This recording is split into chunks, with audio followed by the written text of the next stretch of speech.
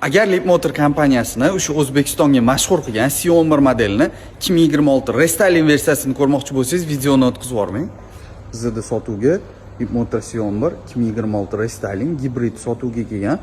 Mashinamizni tokda 300 km, benzinda 900 km masofani bosib o'tadi. Lidar, 360 kamera, sportivniy supurtlar bilan jihozlangan. Ko'rishingiz mumkin, ruchkalari linikiga o'xshab chiqib turadi. Saloni mana shunaqa liylanikiga o'xshagan kofe salonda. Abduf, abagrev, massaj, panorama tomlarigacha jihozlab qo'yilgan. HDAP displeylarigacha bor, monitorlari juda ancha kattalashgan. Orqa qatorlari ancha keng. Bu yoqda orqa uchun отдельный klimat kontrolli bilan jihozlangan.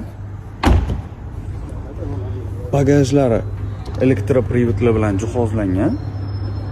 Sig'imi ham ancha keng ko'rishingiz mumkin. Va yana bitta qo'shimchalaridan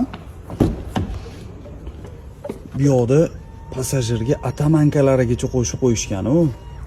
Zavodskoy 3 xil освежителlarda. Bu mashinani ko'pchilik biladi. Hadovoy chaslari Mercedes kopiya qilingan. Ancha-muncha mashinalardan yumshoq harakatlanadi. Kimga qiziq bo'ladigan bo'lsa, bemalol nomerlarga aloqaga chiqib, eng arzon narxlarda xarid qilishingiz mumkin.